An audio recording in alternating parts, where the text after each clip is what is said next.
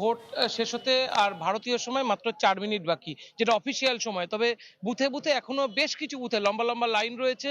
ফলে এই যে ভোট, যারা লাইন এখনো দাঁড়িয়ে রয়েছে তাদের স্লিপ প্রদান করা হচ্ছে, এবং এই ভোটারদের মূলত ভোট শেষ হতে সন্ধ্যে ৭টা, সাড়ে ৭টা, ৮টা পর্যন্ত বাজতে পারে বিভিন্ন বুথে। কারণ সকাল থেকে একাধিক বুথে যে মেশিনগুলো ভিভিপ্যাট বা ইভিএম খারাপ ছিল, সেই সব বুথে কিন্তু অনেকটা দেরিতেই ভোট শুরু হয়েছে, প্রায় ২ থেকে ২.৫ ঘন্টা। ফলে এই ২ থেকে ২.৫ ঘন্টা মেকআপ দিতে আরো বেশ কিছু সময় ভোট চলবে।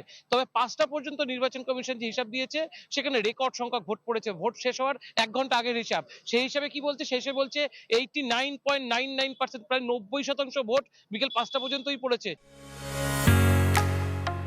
ঢালাইয়ের সেরা প্রিমিয়ার সিমেন্ট।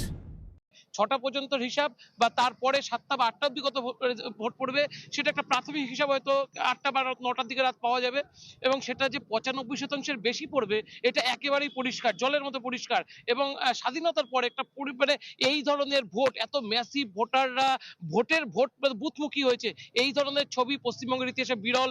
একইভাবে প্রথম দফার মতো দ্বিতীয় দফাও একেবারে হিংসামুক্ত ভোট, রক্তপাতহীন ভোট, বিচ্ছিন্ন কিছু ঘটনা ছাড়া, এটাও বিরল। একেবারে এই ধরনের ঘটনা স্বাধীনতার পর থেকে এত শান্তিপূর্ণ ভোট দেখা যায়নি। ২০১১ সালে দেখা গিয়েছিল। ২০১১ সালে একেবারে সিপিএম এর থেকে তৎকালীন যে ক্ষমতাসীন দল, তাদের তরফ থেকে খুব বেশি রেজিস্ট আসেনি, এবং একটা পরিবর্তনের সূচনা হয়েছিল।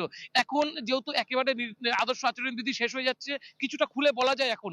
এখন যে ভোটের যে ধরনের ট্রেন্ড আমরা প্রথম দফা, দ্বিতীয় দফায় দেখলাম, এটা কিন্তু ২০১১ রিপিট হতে চলেছে বলে সবাই মনে করছে, এবং এই ভোট অনেকটাই পরিবর্তনের দিকে নিয়ে যাচ্ছে বলেই সবাই মনে করছে। অর্থাৎ পরিবর্তন বিজেপির দিকে হয়তো হতে পারে, এখন পর্যন্ত এটাই মনে করা হচ্ছে।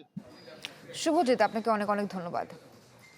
বিধানসভা নির্বাচনের ভোট গ্রহণের সর্বশেষ খবর জানাচ্ছিলেন সহকর্মী শুভজিৎ পুততুণ্ড।